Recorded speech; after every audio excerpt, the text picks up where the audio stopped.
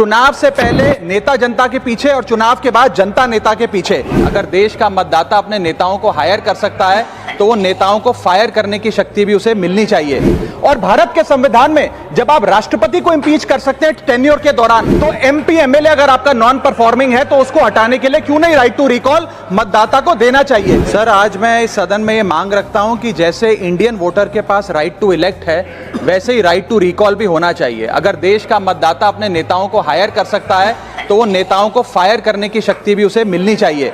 Sir, right to recall is a mechanism that empowers the voters to de-elect a neta representative before the tenure ends if he fails to discharge his or her duty. Sir, हम MP MLA चुनते हैं, उसके बाद अगर वो काम ना करे, अपने वादे भूल जाए, जनता से दूर हो जाए, तो 5 साल तक इंतजार करने के अलावा जनता के पास कोई ताकत नहीं है।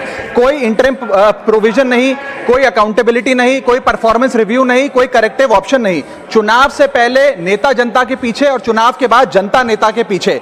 और सर, 5 साल is too long a period in this day and age. अगर एक गलत फैसला गलत नेता को चुनने का लिया तो लाखों लोगों का भविष्य अंधकार में जाता है और पूरा क्षेत्र पीछे जाता है। Sir, we can trust our voters to elect.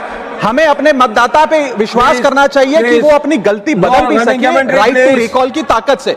Sir, let me clarify that right to recall is not a weapon against politicians. It is an insurance policy for democracy.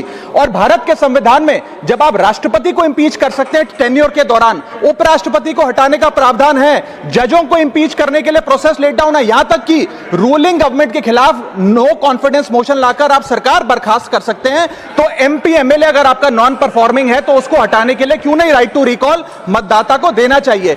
दुनिया की 24 से ज्यादा डेमोक्रेसीज में राइट टू रिकॉल का mechanism लागू है, जिसमें US, Canada, Switzerland जैसे देश है। मैं आपको उदाहरण देता हूं सर, कैलिफोर्निया में एक गवर्नर क्रिस डेविस नाम के नेता 2002 में चुने गए। उनके कार्यकाल में मैसिव पावर कट हुए, एनर्जी क्राइसिस हुआ, बजट की मिसमैनेजमेंट और गन शूटिंग की वारदातें हुई।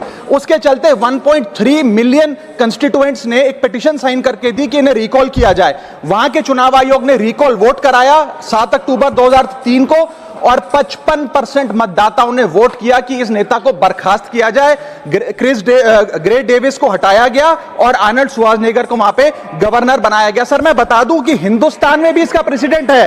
कर्नाटक, मध्य प्रदेश, महाराष्ट्र और राजस्थान में रिकॉल मैकेनिज्म ग्राम पंचायत के स्तर पे लागू है और ग्राम सभा के लोग मतदाता वोट करके उन्हें वापस बुला सकते हैं। सर, लेकिन इसका मिसयूज ना हो इसलिए हमें सेफगार्ड्स भी बनाने पड़ेंगे।